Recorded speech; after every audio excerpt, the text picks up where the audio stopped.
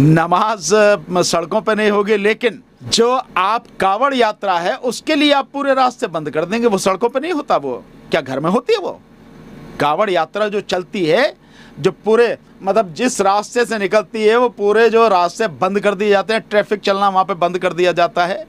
वो क्या होता है? वो नमाज तो कितनी देर के लिए होगी? ज़्यादा से ज़्यादा 10 मिनट के लिए, इससे ज़्यादा नहीं होगी। मैं मान लेता हूँ कि अगर नमाज के बाद गले मिलना भी है, घंटा भर भी अगर लग जाएगा वहाँ पे, तो क्या दिक्कत हो जाएगी? देश का प्रधानमंत्री जाता है तो रास्ते बंद कर दिए जाते हैं, होता नहीं होता है? इवन मुख्यमंत्री भी जब जाता तो वो रास्ता बंद कर दिया जाता है, उसमें क्या दिक्कत है?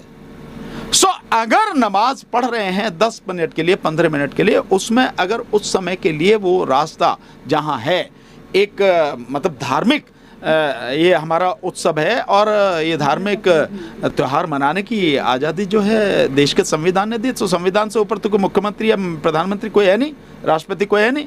तो संविधान ने जब हमें ये दी है, उसके लिए प्रशासन को 10-15 मिनट के लिए, घंटे भर के लिए ये व्यवस्था करने में दिक्कत क्या है अगर ये सब कुछ हो रहा है? प्रशासन का कहना है कि रोड ब्लॉक हो जाता है। मैं फिर वही बात कर रहा हूँ कि रोड ब्लॉक उस समय नहीं होता जब मुख्यमंत्री का काफिला गुजरता है। रोड ब्लॉक उस समय नहीं होता जिस समय देश का प्रधानमंत्री जाता है कहीं भी। रोड ब्लॉक नहीं होता क्या जब ये कांवड़ चलती है रोड ब्लॉक नहीं होता? जितने भी ये त्योहार मनाए जाते हैं, इन त्योहार में जिस तरह का प्रदर्शन होता है उस समय रोड ब्लॉक नहीं होता। गंदी मानसिकता है, दूषित मानसिकता है और पक्षपातपूर्ण मानसिकता है, जिसके तहत ये कानून तो एक ही है, सबके लिए एक ही है, लेकिन इम्प्लीमेंटेशन जो है उसका लागू जो किया जा रहा है वो भेदभावपूर्ण तरीके से लागू किया जा रहा है। कानून तो एक ही है। जहाँ तक CJI साहब का इस देश के बेरोजगार युवाओं को पैरासाइट और कॉकरोच कहने का मामला है, और ये कि भाई यहाँ के जो बेरोजगार युवा हैं, वो बेरोजगार युवा कुछ काम नहीं मिलता तो वो या तो मीडिया में चले जाते हैं या सोशल मीडिया में चले जाते हैं, या वो जो हैं RTI एक्टिविस्ट बन जाते हैं या किसी तरह के एक्टिविस्ट बन जाते हैं और फिर उसके बाद सिस्टम पर सवाल उठाते हैं। निश्चित रूप से ये बहुत ही एक घटिया, बहुत ही गलत एक देश के युवाओं को देखने का नज़रिया है,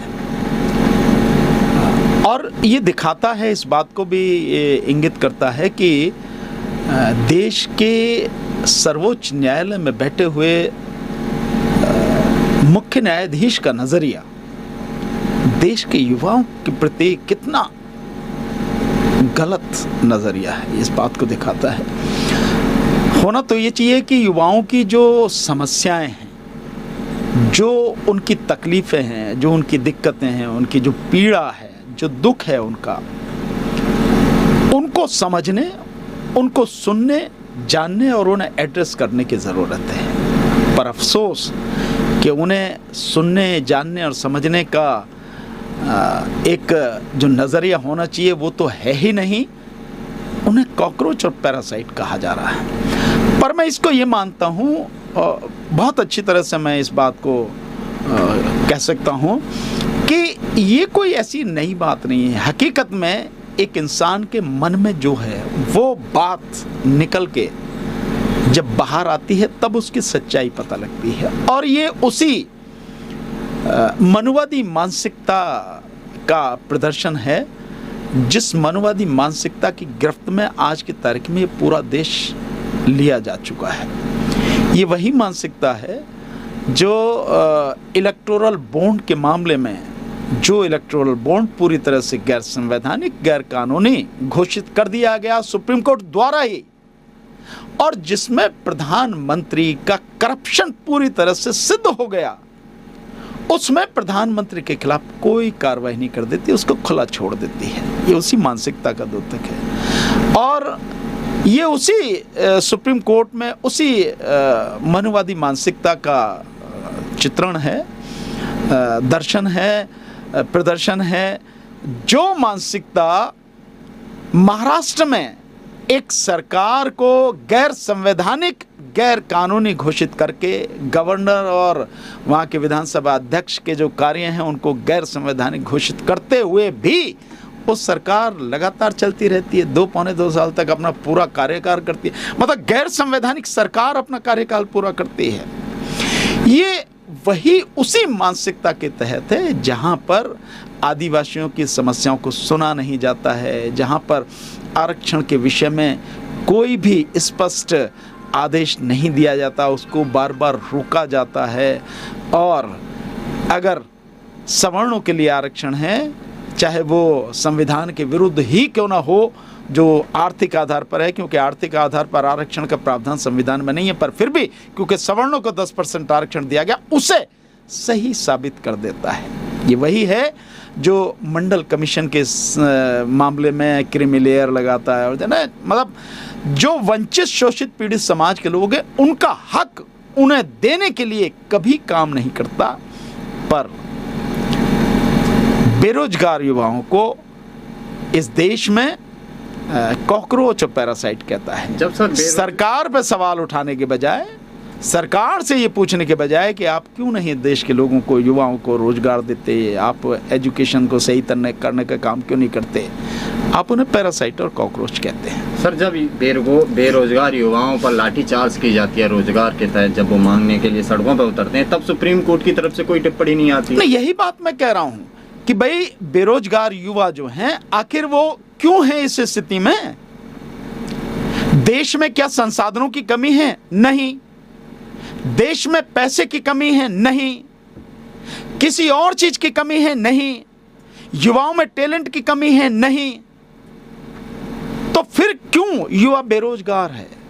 जब देश के प्रधानमंत्री की एक एक रैली में सैकड़ों करोड़ रुपए खर्च किए जाते हैं, पूरा शासन प्रशासन, पूरा सरकारी अमला, सरकारी प्राइवेट बसें जबरदस्ती लाके 2-2, 2,500, 3-3 हजार बसें इकट्ठी करके जबरदस्ती लोगों को लाया जाता है प्रधानमंत्री की रैली में, गृह मंत्री की रैली में, इतना पैसा खर्च होता है, तो क्या आप युवाओं के रोजगार की व्यवस्था नहीं कर सकते? इस देश में देश के प्रधानमंत्री ने जब से आया 12 साल में कम से कम, ज़्यादा भी नहीं तो मेरी जानकारी अगर मैं सही समझता हूँ तो 400 के आसपास इस रैली करी हूँ। कहीं अगर लेटरिन का भी उद्घाटन करने जाता हो, वो फीता काटने जाता हो, तो वहाँ पे वो रैली करता है, वो वहाँ पे वो मीटिंग करता है, और उसमें वही सैकड़ों करोड़ रुपये खर्च होते हैं। तो अगर 300-400 रैलियाँ प्रधानमंत्री ने करी, मुझे नहीं पता कितनी है, पर इतनी होंगी, क्योंकि जहां भी जाता है यही हाल है। उनका अगर सरकारी खर्चा आप मान लो तो 50,000 करोड़ रुपए में जाके बैठेगा। इतना पैसा उसमें खर्च किया जा सकता है। जहां रोड शो करता देश का प्रधानमंत्री, करोड़ों रुपए के फूल बरसवाता, पता नहीं कौन सी फतह करके आया।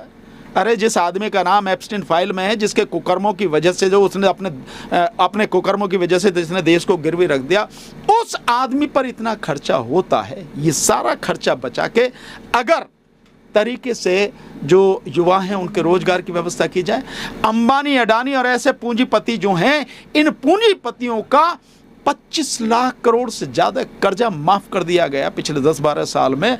अगर उसे नहीं किया जाता तो क्या देश के युवाओं को रोजगार नहीं मिलता?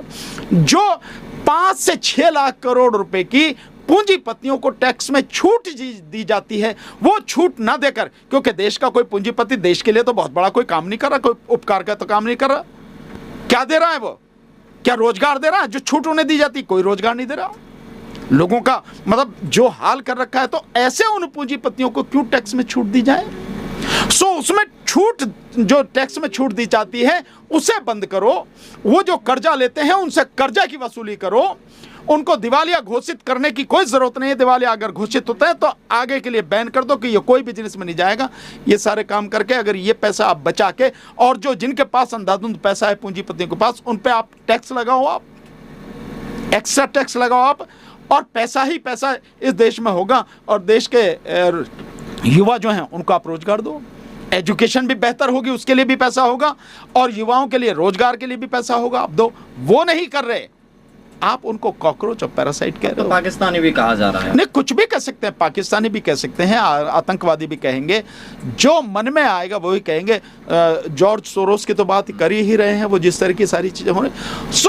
आप कहने को कुछ भी कहिए, पर असली जो समस्या है उस समस्या का समाधान कीजिए, तब तो बात है। अगर आप उस समस्या का समाधान नहीं करते, उसे एड्रेस नहीं करते, तो ये तो आप कह ही रहे हैं हिंदू मुस्लिम और ये पाकिस्तान